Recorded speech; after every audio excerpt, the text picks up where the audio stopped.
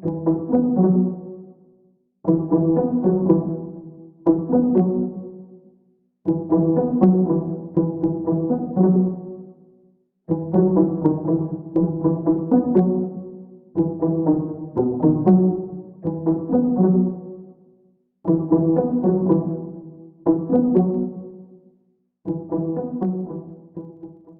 daholo andao araha ho resantsika ny mahakasika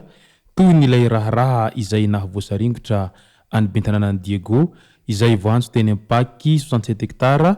tamin'ny omaly 7 Mey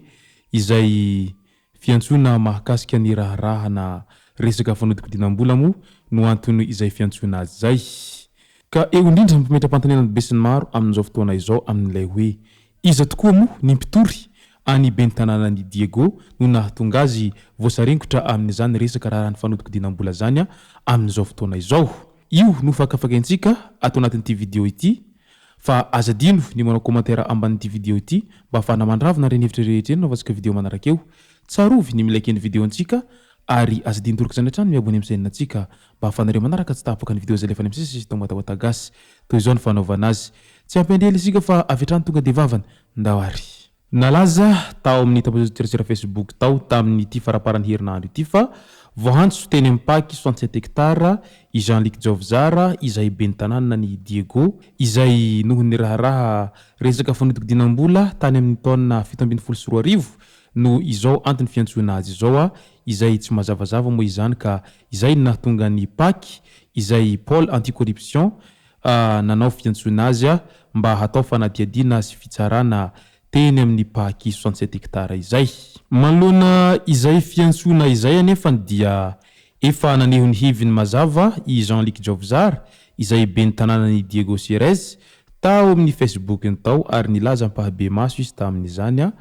volanareo ity dia tsy izaho mihitsy no hanodikodina ny volanareo satria anareo vahoaka ny fahefana ho izy hatrany. Sahako ny mifanta ary sahako ny minina aminareo vahoaka rehetra fa tsy izaho Jean-Luc Jovzara velively mihitsy no hanodikodina ny volanareo ary tsy hinana ny volanareo velively zany mihitsy aho fa izay vola rehetra teo izy dia nampiasaina tamin'ny fanarenana sy ny fanamboarana fotodrafitrasa rehetra izay mariky ny fampandrosoana any faritry Diego mamintsika ity satria fantako loatra ny fitiavanareo ahy ary izaho koa dia mankaty anareo izany hoe fitia mifamaly ny amintsika sy anareo ka izay no mahatsara ny fihavanantsika hoy Jean-Luc Jovzara hatrany tao amin'ny Facebook tao raha naneho ny heviny manoloana izay fiantsona azy zay ary no hamafisiny tamin'izany fa tsy matahotra aho amin'izay fiantsona mahazo ahy izay hoy izy satria fantako fa tsy nanao ninina ary fantako ihany koa ny fahadiovako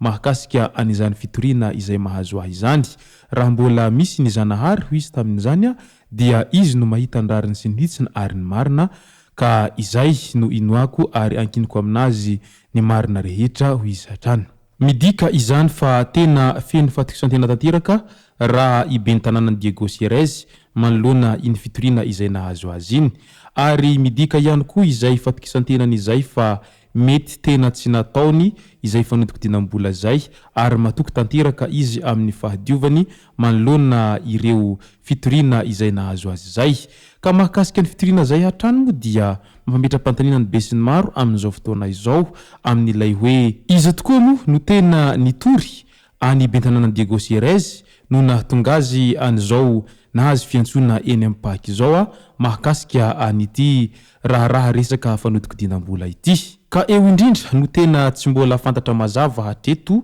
na iza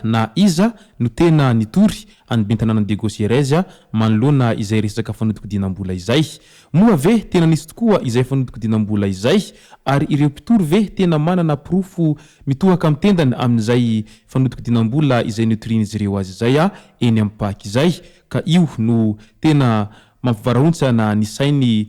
zanaky ny Diego amin'izao fotoana izao. Manoloana izay fitoriana azy zay dia tsy nandositra velively raha ibentanànany Diego fa tonga soamantsara teny amin'ny Paky izy izay namonjy izay fitoriana azy zay fa ny indrokely dia tsy tonga ny mpitory ary nihemotra ny raharaha. Niakatra tetsy amin'ny tendro mpitsarana momba ny kolokolo na ny Paky tety 67 hektara tamin'ny omaly ibentanana Diego Andriamatoa Jovjozara Jean-Luc vesatra telo noho ny ampangana azy dia ny fanodikidinam-bola tamin'ny taona 17 fanarora tampahefanana hosoka sy fampiasana hosoka no hanenjehana azy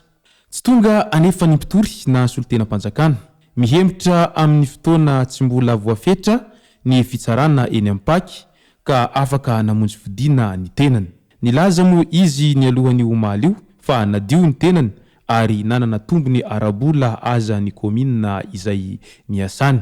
manoloana izay rehetra zay dia tonga maro ireo zanaky ny Diego tamin'ny omaly zay nankahery sy nanohana an'ity olo-mangan'izy ireo ity midika izany fa tena ao anatin'ny firaisankina tanteraka nivoaka ny Diego amin'izao fotoana izao manohana an'ity betananan'izy ireo ity izany ka tena fifankatiavana ary izay mitambatra dia vato fa izay misaraka dia fasika izay ny akony fahatongavany bentanan'i Diego teny amin'ny paky tamin'ny omaly izany hoe raha atao banky tokana izany dia nohony tsy fahatongavany ireo olona izay nitory sy ny solotena-panjakana dia nihemitra ny raharaha ary nihemitra amin'ny fotoana izay mbola tsy voafaritra mazava moa izany fiamora ny fitsarana azy izay ka dia andrasantsika eto nitohiny izay raharaha izay sa ve tena meloka izy na ihany koa tsy meloka rehefa vita daholy izay fanadiadiana rehetra mahakasika ireo fitoriana azy amin'ireo vesatra anankitelo be ireo eo anatrehan'izay rehetra zay dia maro ihany ireo olona izay mpanara-baovao nanao komantera tao ambanin'ny publication izay niparitaka tao amin'ny pejy isan-karazany tao nilaza hoe raha toa ka misy ny ben'ny tanàna izay tena nanao ny asany ary tena niezaka mafy sy niady ho an'ny tanàna izay iadidiany dia ny ben'ny tanànan'i Diego Andriamatoa Jean-Luc Jovjozara raha toa ka toa azy daholy ho ireo olona mpanara-baovao ny ben'ny tanàna rehetra izay manerana ny nosy ataoko fa tena homora ny hampandrosoana any Madagasikara fa indro kely nefa ny izao zavatra manjo azy izao izay mbola tsy fantatra mazava hatreto na zavatra tena nataony na zavatra tsy tena nataony ity antony fitoriana izay mahazo azy teny amin'ny paky izao ka apetraka atsika eo ampelantanana fitsarana no hitsara izay zavatra tena misy marina manoloana izay fitoriana rehetra izay satria manana ireo mpitsara isika ary ireo no isany sangany no sady ireo ihany koa no isany olona tena azo sokajina fa pahay lalàna raha ho an'ny Madagasikara izany ka mety noho ny antony mba hialana amin'ny siosiondresaka mandeha etsero no mahatonga an'izao fitsarana ny atoa ben'ny tanànan'i Diego Sierez izao no nihemitra amin'ny fotoana izay tsy mbola voafantatra mba hialana amin'ny izay mety ho fahadisoana amin'ireo rehetra izay nitory azy izay ka izay no andrasan'ny be sy ny maro amin'izao fotoana izao ainganeka ny tena marina no tena hipoitra ary ny marina na afenina tahaka n'inona dia tsy mba maty mihitsiny na dia miezaka manafina aza ny olona anankiray rehefa manao tsy mety dia tsy maintsy tonga foana ny fotoana indray andro any ahafantarana ny tena zava-misy marina manoloana izay rehetra izay no mahatonga ny Paoly miteny hoe ny marina tsy mba maty izay ara tomboko lasy tomboko vavy ny masaka azona rosy tao anatin'ity video ity sotra tsika rehetra nanaraka an'ity video ity hatramin'ny farany azadiny ny manao komantera ambanin'ity video ity mba fahanamandravina ireny hevitra rehetra ireny novantsika video manaraka eo tsarovy ny milaiky ny video antsika ary azadiny toko izany hatrany miabone amin'ny chaîne antsika mba ahafanareo manaraka tsy tapaka ny video azy lefany amin'ny sisy tomatagasy tomboko lasy tomboko vavy mankasitraka dia mirary soa